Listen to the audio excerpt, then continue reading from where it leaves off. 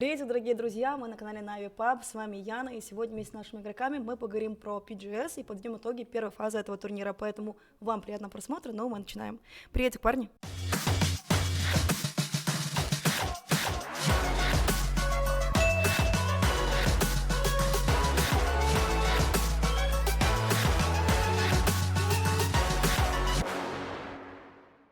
Всем привет. Еще недавно вы гуляли по красивым улочкам Куала-Лумпура, а уже сейчас вы снова дома на буткемпе. Как давно вы уже в Сербии? И как вообще ваше самочувствие? Ведь, очевидно, путь был не близкий, да еще и разница во времени, 8 часов, наверняка дает о себе знать. Думаю, что мы все переболели почти в Куала-Лумпуре уже, перед турниром и во время турнира. Я, например, заболел сразу по приезде. Ну вот, как-то так. Вроде добрались хорошо, уже пару дней здесь. Скоро будем тренироваться. Хорошо, тогда переходим к PGS, первый крупный лан-турнир в этом году, плюс еще место проведения Малайзия. Какие были ваши первые эмоции, когда узнали про этот турнир и про место проведения турнира? Сперва мы думали то, что Малайзия это прям какая-то азиатская страна, как Бали, но по приезду поняли то, что она достаточно современная страна, такой мегаполис. Но очень душно. В целом понравилось нам очень. Но если, в принципе, дожди каждый день исключить, то, в принципе, неплохо. То есть в целом впечатление хорошее? Ну так, сойдет. Когда вы уже приступили к подготовке непосредственно перед PGS, ведь были параллельно еще Atlantic Showdown и та же EMEA? Ну, Atlantic Showdown это был больше как просто привыкнуть к командам другого региона, посмотреть, как они играют. То есть это больше такой тренировочный прям турнир был, но мы там все равно выкладывались на полную, чтобы еще дополнительно плюс мораль была на лан-турнир. Подготовка была где-то за 3 недели до турнира. Готовились, разбирали команды и были готовы ко всему. Групповой этап стартовал 27 апреля. Когда вы уже прилетели в Куала-Лумпур, и было ли сколько у вас было вообще времени для того, чтобы акклиматизироваться и подготовиться к турниру? Мы прилетели 23-го. У нас было 4 дня, из которых было 2 дня медиа. Угу. И один день у нас был такой, чтобы прийти потренироваться, посидеть за компами. Я думаю, этого хватает, но можно, мне кажется, и чуть-чуть раньше прилетать на день буквально. Угу. Чтобы хоть немножечко отдохнуть. Да. Когда вы уже увидели эту самую батл-арену Малайзия? И какие были вообще впечатления сравнительно с другими сценами? Да, мы изначально знали про эту батл-арену. И уже сначала впечатление было не очень. Почему? Потому что ты сидишь в кабинке, ты не видишь противников, ничего, тебя просто запускают в кабинку и все, и не выпускают оттуда. И ты сидишь там играешь. Звучит увлекательно. Еще это несправедливо, потому что некоторые кабинки без кондиционеров были. Угу. И поэтому... А там все это распределялось рандомно. То есть ты тянешь, тебе повезло, не повезло. И, как я поняла, вам не повезло. Но нам на финал не повезло, да. Угу. Скорее всего, это и повлияло на финальные игры, но об этом мы тоже поговорим немножечко позже. Как вы в целом оцениваете ваших оппонентов на этом турнире? Давайте поговорим про группу А, в которую мы попали. И насколько, по вашему мнению, вообще группы сбалансированы между собой? На самом деле оппоненты были странные. Там были оппоненты, у которых были контесты на 2 картах одновременно. Те же ПТГ, и которые вылетели очень удачно с турнира. В принципе, ожидаем. Так группы удобные, соперники. Все всегда удобные. Играли как играли. Кого вы изначально считали самым сильным оппонентом, самым сильным соперником в рамках этого турнира? И оправдались ли ваши ожидания по итогу? Вначале предполагали, что сильные это 17-й, как и оказалось, они выиграли турнир. И еще были ставки на пару китайских команд, но потом мы в них быстро разочаровались. New Happy и еще был кто-то, я уже не могу вспомнить. Тианбо вроде. А те же Форемы, в принципе, такая... Да, Форемы, да, это не Тианбо, а Форем. Форемов мы ожидали, что они будут лучше играть, но в итоге они сыграли финал прям ужасно. На группы и виннер-сетку они сыграли хорошо. Тогда давайте перейдем к групповому этапу. Первый день группового этапа прошел просто замечательно. Топ-2 и 10 ПТС на первом Мирамаре, топ-4 14 ПТС на Эрангеле. Как в целом прошел первый игровой день для команды? Как думаете, чего не хватило вам до топ-1 на первых 3 картах? И что пошло не совсем по плану на оставшихся мапах? У нас же были контесты в первый день.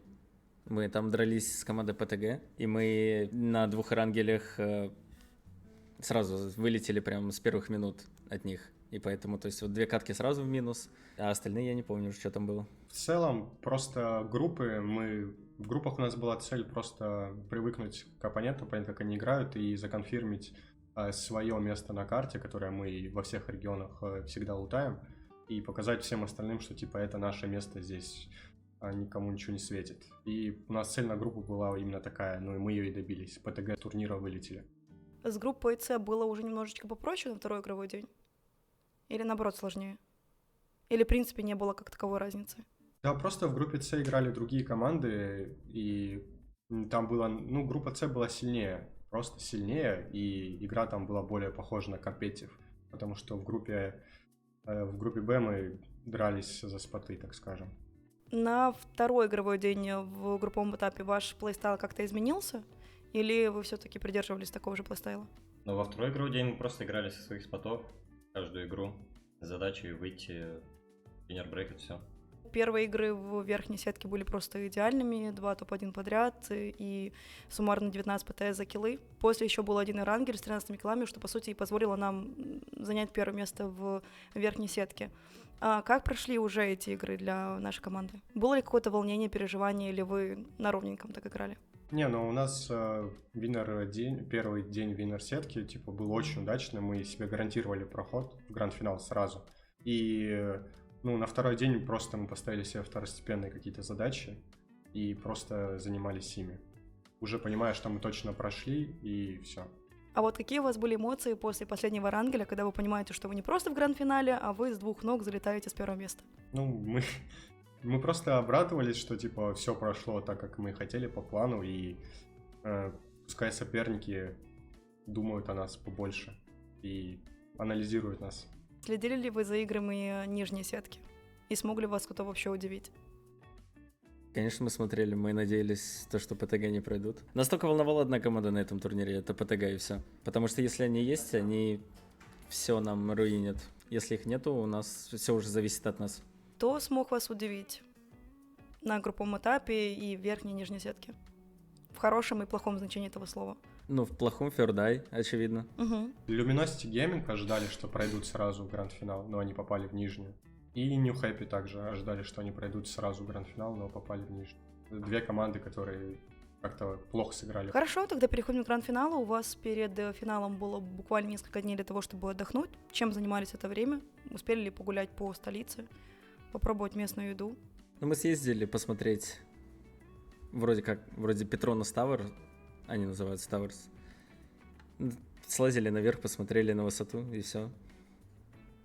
И попробовали китайскую кухню вроде. И как вам? Ну, Да, там hotspot, типа мы пришли, нам дали кучу сырого мяса, рыбы, и мы их сами варили и ели. Такой опыт первый в жизни. Ну, это как, типа, условно, как барбекю, что типа такого? Да, только это там... только варить надо. Только варить надо в каких-то особенных соусах, или как это сказать. Не, ну звучит на самом деле очень увлекательно. Как вам такой опыт в целом? Повторили бы? На любителя. Мгм. На Я бы не любителя. повторил. Не пробовал. Как так вышло, что не пробовал? Да просто сидел в отеле и все. Ты не поехал? Не, А чем ты занимался все это время? Просто находился дома? просто был в отеле, да. А чем вы занимаетесь обычно в свободное время? Вот, находясь на турнире, когда у вас есть свободное время, ты не хочешь ехать в центр столицы и есть отварное мясо в соусах. Чем ты занимаешься, вот сидя в гостинице? Что смотришь? Просто чилим на кроватке, в телефоне и все. А ты впервые в Малайзии? Я да. И не было желания даже прогуляться, посмотреть там, купить какие-то сувениры, я не знаю. Ну вот погода разочаровала как-то, не знаю, дожди, и не было желания куда-то ехать, попадать тем более под дождь. Хорошо, тогда переходим к гранд-финалу, именно к первому игровому дню. Он прошел просто супер и позволил нам занять первое место в турнирной таблице. Но вот второй день немножечко не задался. Как сами думаете, в чем причина такого результата? В нас. Угу. Хорошо. Что именно? Волнение, переживания, просто не пошла игра, технические неполадки, что конкретно? Не знаю, но когда ты идешь на первом месте, всегда, мне кажется, сложнее играть, чем если ты ниже. Большие ставки. Да, больше ставки. И в каких-то моментах просто начали чересчур много ошибаться. И второй день он был не прям ужасный, но гораздо хуже первого. Ну, за второй день, мне кажется, у нас там было несколько зон, над которыми нам придется работать. Прямо зоны, которые повторяются, и мы повторяем результат в этих зонах. Мгм. Поэтому, я думаю, это разобрать и все. Есть какой-то паттерн, который повторяется, и нужно просто его пофиксить. Ну, грубо говоря, да. Мне кажется, вот нашли криптонит на нас, и вот 2 раза там его на рангале кинули, а мы были не готовы. Да, у нас серия была 4 рангеля в 0 подряд. Это прям рекорд для нас. Ну, как показывает статистика, Мирамар вы отыгрываете на порядок лучше. Ну да, это нам и поломало все. Кстати, по поводу ошибок. Получалось ли у вас на протяжении этого турнира сразу после игровых дней разбирать ошибки, отсматривать игры, или вы просто отдыхали, переключались и готовились к следующему игровому дню? Не, мы, конечно же, разбирали, потому что мало ли повторится зона, и нужно что-то придумывать на эту зону, там основываясь, как команды играют, и искать какие-то варианты, если та же самая зона будет, чтобы не сыграть в ноль. И вот такая ситуация. Первый игровой день просто отлично, мы занимаем первое место в турнирной таблице, второй день немножечко не пошел, и вот у нас начинается третий игровой день. И, в принципе, шансы забрать этот турнир у нас очень даже реальные. Какой у вас был настрой перед этим днем? Такой боевой или все-таки было какое-то переживание, что вот сегодня последний день и, по сути, последние 6 карт? Да, настрой всегда хороший, там, независимо от того, какую позицию занимаем. Просто вот проблем прям вот с мотивацией или, там, не знаю, с ментальной составляющей вообще не было. Все были довольны и голодные, но вышло как вышло. То есть за себя я могу сказать, что это был, наверное, лучший мой финал, в принципе, за карьеру индивидуально. Что тоже, думаю, сказалось. И, в принципе, какие-то принятые решения не те, не в нужный момент, где-то не хватает там силы, так сказать, внутренней, что-то сделать правильное решение в игре. И вот все навалилось, и в итоге имеем такой результат на турнире. Насколько я знаю, помимо этого у вас еще были технические проблемы. Да, это уже... Это Дефолт. уже крышка в гроб. Мгм. Ну, проблем бывают, на них-то нельзя все списывать. Опять же, была техническая проблема у Мэла там на 17-й карте. Если бы я не сказал, что мы дефаем, ну, защищаем Мелмана, то есть стоим, ждем, пока его там перезагрузят в игру, мы бы троем просто поехали и заняли бы какую-нибудь лучшую позицию. Это уже все, мне кажется, следствие из-за того, что мы вот сколько там, 16 игр до этого сыграли не очень, и из-за этого еще следующее принятое решение будет тоже не очень. И так все пошло. Но все равно, помимо этого, технические проблемы, они, очевидно, очень сильно влияют не только на результат команды, но в первую очередь на настрой команды. Когда ты понимаешь, что у тебя уже осталось несколько игр буквально, и тут тебе еще техническая неполадка, игрок вылетает, застряет в машине, и тебе ничего не остается, как принимать быстрое решение, то ли его дефать, то ли уезжать. В любом случае, это ситуация, которая не под вашим контролем, и вы никак на нее не можете повлиять. Очевидно, это влияет негативно на настрой команды. Мы на нее можем повлиять, если попросим, чтобы на всех лан-турнирах мы использовали лан-клиент, в котором там не будет судей, которые так хватают за голову и такие, а что делать, почему он не переключается? Потому что мы играли на eSports-сервере, который, ну, его, грубо говоря, мы не играли на лане, будучи на лане. Мы играли в интернете, опять же. И из-за этого, из-за проблем с клиентом, там бегают судьи бедные такие, а как его в игру там запустить, непонятно. Вот 5 минут, Мелман умер, мы за синей зоной и все. Ну да, это минус одна игра, которых всего 18. Что скажете про победителя этого турнира, ну и MVP, BGS? Да, заслуженно. И тот титул заслуженно забрали. Сеул очень хорошо играет, он и капитан, насколько я знаю, в Данае. Это один из самых сильных корейских игроков. А 17-й, команда 17 Game, китайцы, они просто очень сильные ребята. Всегда на высоте. Да, они типа просто стабильные, и если мы плохо играем, то кроме нас, у них еще буквально пару команд конкуренты, больше других нету. И так получилось, что у нас не пошло, а у них все пошло, и они забрали этот турнир. Будем бороться на следующем. С какими проблемами вам пришлось столкнуться на протяжении этого турнира, помимо технических неполадок? Какие еще моменты были? Наверное, с состоянием здоровья. Да, здоровье. Там просто все, я не знаю, мы в автобусе едем на трансфере до арены, и просто весь автобус там кашляет, что-то чихает, еще что-то. Вот из-за климата там всех просто... Да, там просто... Не очень хорошо себя чувствовали. По торговому центру ходишь, все люди кашляют, и очень легко заразиться. Я заразился, сидел на таблетках весь гранд-финал. Как вам в целом турнир? Место проведения, турнирный оператор, арена, организация? И насколько вообще здорово было снова попасть на лан? Арена не знаю, 1 из 10, потому что, ну, грубо говоря, турнир был в компьютерном клубе или что-то такое. Ну, вот просто вот нельзя проводить соревнования, где вот не все участники в одинаковых условиях находятся. Ну, это просто, ну, глупо, я считаю. Условия, ну, проживание хорошо. Что еще? Сама организация, все ли было окей? Организация, да, хорошая. Ну, то есть все делали свою работу в плане организаторов. Ну, турнир такой средненький получился. Ну, только и добавить, чтобы играли на лане, на лан-клиенте, и все. Тогда организаторам больше нет вопросов. И еще я вообще не хочу в жизни видеть такого распределения призового фонда вообще никогда. Когда разница с 16 и 5 местом буквально $0.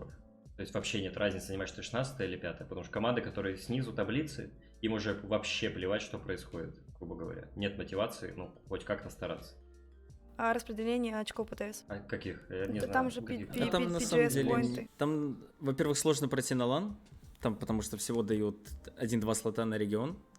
И вот как я до этого говорил про команду Third Die, которая в финале идет на последнем месте, у них разницы нету, они заберут последнее место, там 8 или 5, им пофиг, типа, и они уже просто начинают по игре делать какую-то фигню, и они играют просто несерьезно. Ты смотришь, думаешь, ну, это капец. Ну, грубо говоря, люди, которые, ну, стараются, они играют по-другому, потому что, ну, им есть что терять. Вот если, будь они, грубо говоря, на 4-й позиции, там, вот, к 3-му дню, у них были бы шансы занять 1-е, они бы играли совсем по-другому и вообще вот не делали глупостей, которые они устраивали вот последний день буквально. Это все следствие призового фонда, мне кажется. Призового фонда и распределения очков, я бы сказал еще. Потому что они идут на 16 месте, и им нет смысла бороться за топ-места какие-то, потому что они не могут уже. А чтобы пройти на Global, всего 4 слота за 2 лан-турнира. И они, ну, навряд ли, во-первых, пройдут на Next LAN, а если пройдут, то им там только топ-1 занимать. Чем вы занимались уже после 3-го игрового дня, когда вы понимаете, что турнир закончился, совсем скоро вы уже будете улетать домой? И сколько, в принципе, у вас было времени для того, чтобы там немного передохнуть и уже возвращаться обратно в Сербию? Буквально было 7 часов до трансфера, вот прям окончания игрового дня. Даже так? Да. Угу. Чем Ну занимались? там автопати, Автопати? да, каюсь. Как все прошло? Пообщались с коллегами? Ну, на удивление, лучше, чем те последние. Лучше, чем турнир. Интересно. Лучше, чем турнир, определенно. Как говорится, что было на авторпате, остается на авторпате. Тогда давайте дадим совет, чтобы они организовывали не турниры, а просто автопати. Вы приезжаете в Малайзию на автопати сразу, и уже потом как-нибудь турнир отыграть можно будет. Хорошо, какие у нас предстоящие турниры впереди? Чем планируете сейчас заниматься? Ну, у нас через, по-моему, 3 или 4 недели будет онлайн-турнир на эти очки тоже, PGS, на Global очки. Ну, мы его сыграем, потом месяц подготовки и едем на LAN на следующий. Ну, уже в конце, по традиции, вы можете сказать пару слов всем фанатам, болельщикам, кто переживал все это время на протяжении всего турнира и смотрит это интервью прямо сейчас. Тёма, давай. Тёма, Это ты сегодня многословный очень у нас. Сейчас я секунду найду сообщение. А то меня, блин, в последний день финала так поддержали. Это сразу вырезать надо будет, я сразу говорю. Да не, почему, не факт. Там что-то хорошее или что плохое? Ну, блин, это вот и хорошее, и непонятное. Вот мне написали вот буквально там перед играми финала «Соберись, тварь». Я отвечаю «Ладно». И человек пишет «Давай, бро, я за тебя сначала карьерой». А я вот нормально отреагировал на это все. Было все равно приятно, вот независимо. Такое чисто немножечко мотивации им не помешает. О, а мне ответил. Знаешь, обычно еще пишут типа, блин, я не думал, что ты ответишь. Ты такая классная, либо ты такой классный, господи. Я же не знал, что ты ответишь. Да нет, это исключение, конечно, хоть и такое интересное. Но обычно люди поддерживают, там, люди подходили, фотографировались за ареной. И, в общем, спасибо всем фанатам, кто переживает за нас, болеет. Мы сами, знаете ли, не особо довольны таким результатом. Но будем работать, в команде все нормально. Вот, кстати, ты сказал по поводу того, что узнавали, подходили фотографироваться. А насколько вообще у нас большое фанское комьюнити в Малайзии? Ну, кто-то да есть, я бы сказал. Угу. Вот. да, даже в ресторанах подходили, фоткались люди, когда мы просто сидели, кушали. Кайф.